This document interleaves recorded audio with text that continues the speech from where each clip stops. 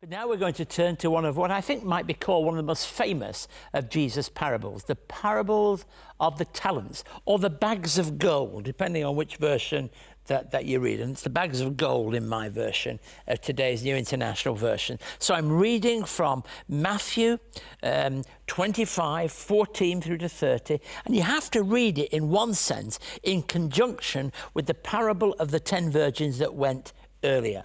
But we read from verse 14 of this particular chapter. Again, it will be like a man going on a journey who called his servants and entrusted his wealth to them. To one he gave 5 bags of gold, to another 2 bags, and to another 1 bag, each according to his ability. Then he went on his journey.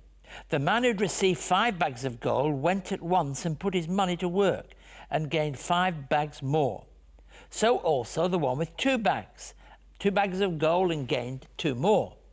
But the man who had received 1 bag went off, dug a hole in the ground, and hid his master's money. After a long time, the master of those servants returned and settled accounts with them. The man who had received 5 bags of gold brought the other 5. Master, he said, you entrusted me with 5 bags of gold. See, I've gained 5 more. His master replied, well done, good and faithful servant. You've been faithful with a few things. I'll put you in charge of many things.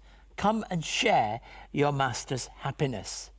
The man with 2 bags of gold also came. Master, he said, you entrusted me with 2 bags of gold. See, I've gained 2 more.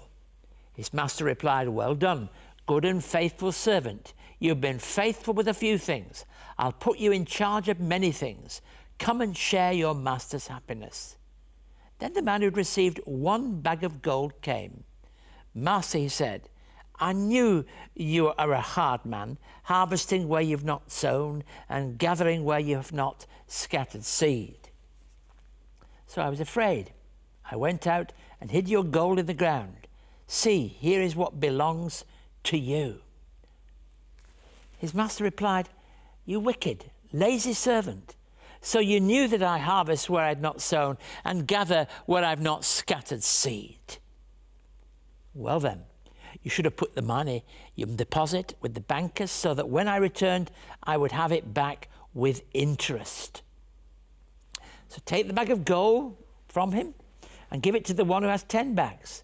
For whoever has been given more, they will be given an abundance.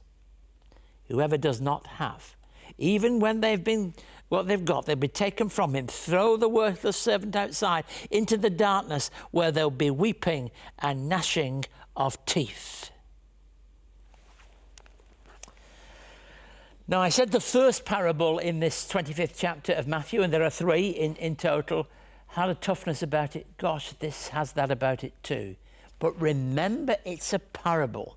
It's not a story of something that happened.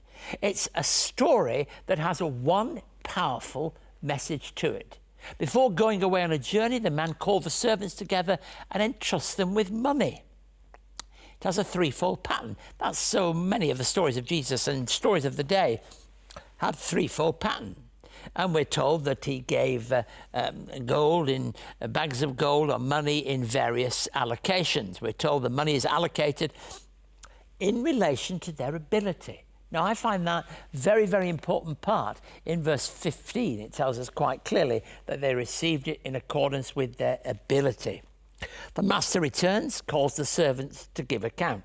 The difference between the 3 of them is all explained in verse 21 through to 25. It's a parable, certainly not an investment pattern. So we must use what we have, or we're in danger of losing it. Now, that, for me, is the most important message. If the first parable was about being ready, the second is use what you've got. Because if you don't use what you've got, you may not even keep what you have, let alone gain other things. And that's so true, isn't it? In terms of gifts, abilities, in terms of resources, we have to use what it is we have. Colin, in his own story, used the gifts that God had given to him. He wasn't called to play AFL. He was called to use his voice and use his humour, and that's what he does. And we have, all of us, to recognise that we must use the gifts that God has given to us, whether they're bags of gold or whatever else they might represent.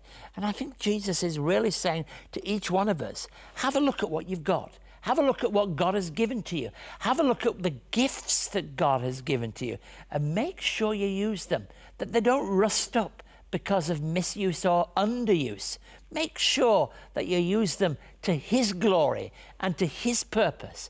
Or if you don't, you might be in danger of losing the very gifts that God has given to you, because they are first and last His gift in our lives. And when we think of end times, then it's so very, very important to be aware of how we use our gifts and how we use them to the full. And when we do use them, God rewards us with His presence, His grace, and His love. Make sure you use them.